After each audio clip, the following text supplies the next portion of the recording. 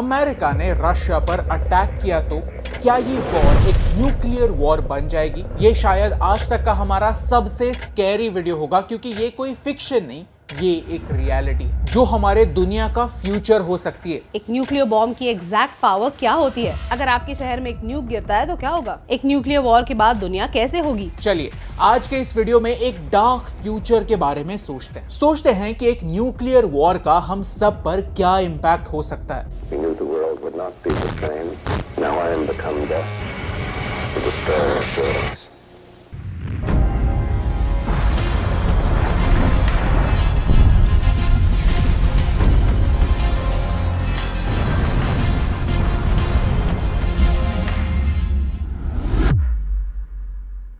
Video काफी interesting है और इसमें ऐसे कुछ सिमुलेशंस है जो सच में आपको डरा देंगे। अगर आपको ये वीडियो इंटरेस्टिंग लगता है तो इसे अपने दोस्तों के साथ शेयर कीजिए और ऐसे ही और इंटरेस्टिंग वीडियोस देखने के लिए चैनल को सब्सक्राइब करना ना भूलिए। चैप्टर 1, कितने बॉम्ब्स हैं? वीडियो की शुरुआत एक लॉजिकल क्वेश्चन से करते हैं। हमारे पास कितने बॉम्ब्स हैं? ये बॉम्ब्स कितने देशों के पास हैं और इनका इस्तेमाल क्या क्या कांड करने के लिए किया जा सकता है? एट दिस मोमेंट पूरी दुनिया में 15,000 से ज्यादा न्यूक्लियर वेपन्स हैं। अमेरिका और रशिया इन दोनों देशों में मिलाकर 14,000 न्यूक्लियर बॉम्ब्स हैं और बाकी के देशों में यानी Bharat, Pakistan, China, UK, France, North Korea, इन देशों में अराउंड 100 न्यूक्स हैं। इजराइल के पास भी कुछ न्यूक्स हैं, लेकिन कुछ कंफर्म नहीं कह सकते। 1945 में अमेरिका ने पहली बार न्यूक्लियर बॉम्ब्स टेस्ट किए। इस टेस्ट को ट्रिनिटी टेस्ट कहते हैं और इसके बाद 2475 अलग-अलग न्यूक्लियर टेस्ट हुए। इनमें से 85% टेस्ट अमेरिका और सोवियत यूनियन ने किए हैं। लास्ट ईयर हम दुबई एक्सपो में गए, जहां हमने हिस्ट्री के काफी डार्क चैप्टर के बारे में जाना कि अमेरिका जब ये न्यूक्लियर टेस्ट कर रहा था तो उन्होंने ये कहां पे किए। Between 1946 and 1958 United States detonated 67 nuclear bombs in and around Marshall Islands. इन मार्शल आइलैंड्स पर 35 ओलंपिक साइज स्विमिंग पूल जितना रेडियो एक्टिव वेस्ट दबाया गया है, स्टोर किया है। और अमेरिका ने इस देश को अपने क्राइम्स के लिए कभी कोई कॉम्पेंसेशन नहीं दिया, कभी कोई रिस्पॉन्सिबिलिटी नहीं ली। हम सब ने हिस्ट्री बुक्स में पढ़ा है कि अमेरिका ने जापान पर 2 न्यूक्लियर अटैक्स किए थे। 6 अगस्त 1945 हिरोशिमा में लिटिल बॉय नाम का एक एटम बॉम्ब डाला गया। तब 1 लाख लोग मारे गए। आने वाले समय में रेडिएशन की वजह से कई जनरेशंस के लिए वहां पैदा होने वाले लोगों को कैंसर से लड़ना पड़ा। पूरे शहर के 2/3 बिल्डिंग्स डिस्ट्रॉय हो गए।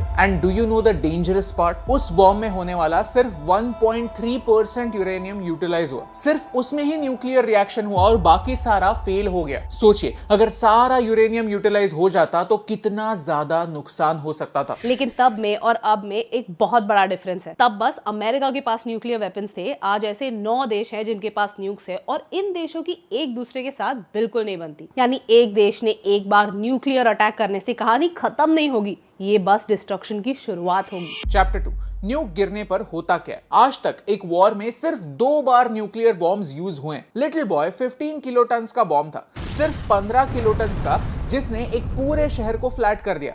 नागासाकी में 21 किलोटन का बॉम्ब ब्लास्ट हुआ था। इस बॉम्ब ब्लास्ट के बाद जो क्लाउड बनता है उसे मशरूम क्लाउड कहते हैं। नागासाकी के बॉम्ब का मशरूम क्लाउड माउंट एवरेस्ट से भी ऊंचा था। But that is not the scary part. B-83 America का सबसे पावरफुल बॉम्ब है जो लिटिल बॉय से 60 गुना ज्यादा पावरफुल। लेकिन सोवियत रशिया ने 1961 में कुछ ऐसा कर दिया जिससे पूरी दुनिया हिल गई।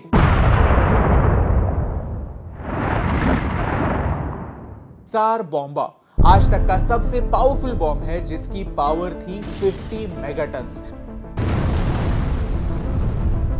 यानी वो हिरोशिमा के लिटिल बॉय से 3000 गुना ज्यादा पावरफुल था। इस बॉम्ब ब्लास्ट के बाद शॉकवेव्स पूरी दुनिया में 3 बार घूमे। इस धमाके ने कुछ 1000 किलोमीटर दूर नॉर्वे और फिनलैंड में भी घरों की खिड़कियां तोड़ दी। इस बॉम्ब का फायरबॉल 8 किलोमीटर चौड़ा और 64 किलोमीटर ऊंचा था। ये नंबर्स याद रखिए क्योंकि आज आप खुद ट्राई कर सकते हैं। आपके पसंद या नापसंद शहर में अगर न्यूक्लियर बॉम्ब गिरेगा तो कितनी कैजुअलिटीज होंगी ये आप खुद देख सकते हैं। इस वीडियो के लिए रिसर्च करते समय मुझे काफी इंटरेस्टिंग वेबसाइट मिली, न्यूक मैप, जहां आप खुद देख सकते हैं कि किस शहर में कितनी कैपेसिटी का न्यूक्लियर बॉम्ब गिरने से इंपैक्ट कहां तक होगा। हिरोशिमा का ही एग्जांपल लेते हैं। यहाँ हम प्रीसेट्स चूज कर सकते हैं कि हमें कौन सा बॉम्ब टेस्ट करना है और देख सकते हैं कि डेटोनेट करने पर इम्पैक्ट क्या होगा। चलिए कंपेयर करते हैं कि हिरोशिमा में सार बॉम्बा का अटैक होता तो फिर इम्पैक्ट क्या होता। these numbers are terrifying. और हमने दिल्ली, मुंबई जैसे डेंसली पॉपुलेटेड शहरों में क्या होगा ये भी देखा, लेकिन नंबर्स इतने डेंजरस हैं कि ये हम आपको वीडियो में नहीं दिखा पाएंगे। आप वीडियो पॉज करके इन्हें खुद ट्राई कर सकते हैं। ये फुटेज देखिए। इस फुटेज में हम देख सकते हैं कि न्यूक्लियर बॉम्ब्स की ताकत क्या होती है। जिस एग्जैक्ट स्पॉट पर न्यूक्लियर बॉम्ब का इम्पैक्ट होगा उस जगह में 1 मिलीसेकंड के अंदर तापमान सूरज के सरफेस से भी ज्यादा हो जाएगा। ये आग का गोला कुछ ही सेकंड्स में कई किलोमीटर्स तक पहुंच जाएगा। इसके 10 किलोमीटर के रेंज में कुछ भी नहीं बचेगा। इंसान, बिल्डिंग्स, पेड़ पौधे, प्राणी सब राख हो जाएंगे। लेकिन इम्पैक्ट यहाँ खत्म नहीं होगा। इनफैक्ट न्यूक्लियर ब्लास्ट की हीट इतनी ज्यादा होगी कि इम्पैक्ट के आसपास की एयर गर्म होगी और एक shock wave speed of sound से ज्यादा तेजी से यानी 1200 किलोमीटर पर आवर से ज्यादा तेजी से स्प्रेड होगी और बिल्डिंग्स गिरने लगेंगी, पेड़ उखड़ जाएंगे। इमेजिन एक भूकंप होगा लेकिन धरती के नीचे नहीं, हवा में, और कुछ ही सेकंड्स में।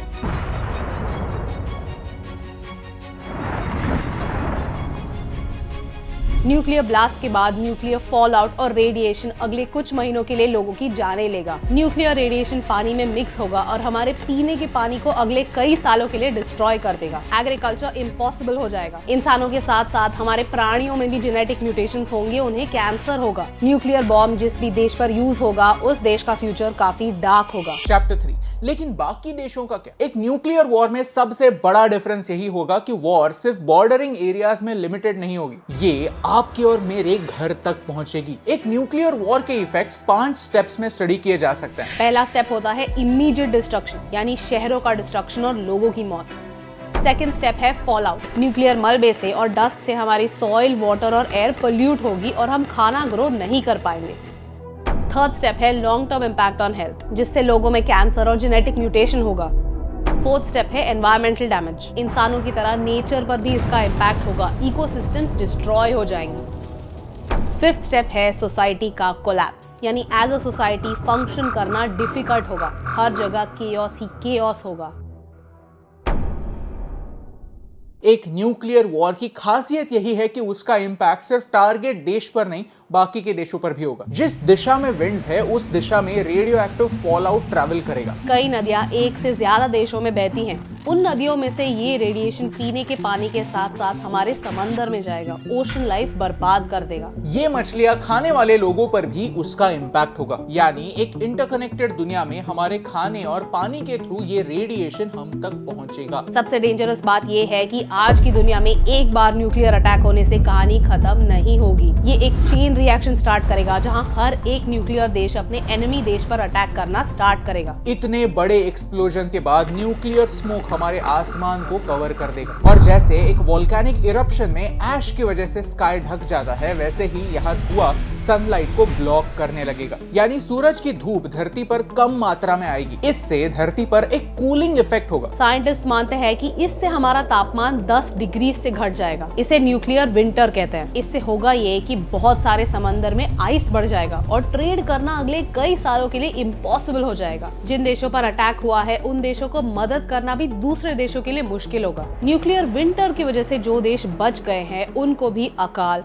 पूरी की पूरी फसल का फेलियर, ऐसे साइड इफेक्ट से जूझना पड़ेगा। Chapter 4 conclusion. See, nuclear energy एक टूल है। करंटली हमारी पृथ्वी में 35 मिलियन टन यूरेनियम छुपा हुआ है, जो अगर हमने माइन किया और एनर्जी जनरेट करने के काम में इन्वेस्ट किया तो हमारी ह्यूमैनिटी के लिए अगले 2000 सालों के लिए सफिशिएंट एनर्जी हमारे पास होगी। लेकिन अगर इसका इस्तेमाल हमने वेपन्स बनाने के लिए किया, दूसरे देशों को डिस्ट्रॉय करने के लिए किया, तो इसका नतीजा किसी के लिए भी अच्छा नहीं होगा। रशिया यूक्रेन कॉन्फ्लिक्ट को 1 साल से ऊपर हो चुका है, लेकिन आज भी कई ऐसे लोग हैं जो वॉर को सपोर्ट करते हैं, ये समझे बगैर कि एक वॉर लाइक सिचुएशन हम सब के लिए एक डेंजरस सिचुएशन होगी। 1945 में एल्बर्ट आइंस्टाइन ने यूनिवर्सिटी ऑफ शिकागो के साइंटिस्ट के साथ मिलकर एक इमेजिनरी क्लॉक बनाया, जिसे डूम्सडे क्लॉक कहते हैं, जहां 12 बजने पर न्यूक्लियर वॉर की वजह से दुनिया का विनाश होगा, ऐसा साइंटिस्ट मानते हैं। ये 12 कभी बजेंगे? होपफुली कभी नहीं, लेकिन ये सुई 12 के कितने करीब है ये इस बात की साइन है कि वर्ल्ड में टेंशन कितना ज्यादा है। 1953 में ये सुई मिडनाइट से 2 मिनट दूर थी। ये कोल्ड वॉर की शुरुआत थी, जहां अमेरिका और सोवियत रशिया एक दूसरे के अगेंस्ट न्यूक्लियर मिसाइल्स ताने हुए थे। उसके बाद धीरे धीरे जैसे ग्लोबल टेंशंस कम हुए वैसे साइंटिस्ट ने इस सुई को धीरे धीरे पीछे लिया। अब रशिया यूक्रेन कॉन्फ्लिक्ट के बाद ये सुई 90 सेकेंड्स टू मिडनाइट पर आ रुकी है। यानी इसका मतलब ये है कि आज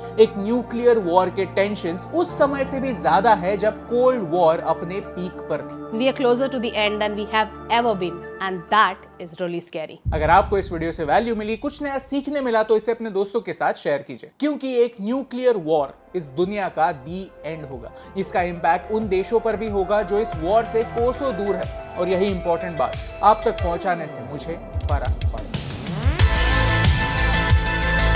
हे दोस्तों, thank you so much for watching this video till the end. अगर आपको ये वीडियो अच्छा लगा तो वो लाइक बटन प्रेस कीजिए। ऐसे ही और वीडियोस देखने के लिए चैनल को सब्सक्राइब करना ना भूलिए। न्यूक्लियर पावर हमारे लिए अच्छी है या बुरी, इसके बारे में मेरी और न्यू की डिबेट सुनने के लिए आप यहाँ पर क्लिक कर सकते हैं। हमारे रशिया यूक्रेन कॉन्फ्लिक्ट को समझने के लिए आप प्लेलिस्ट यहाँ पर देख सकते हैं। Thank you so much for watching, क्योंकि आपके सपोर्ट से हमें फर्क पड़ता है।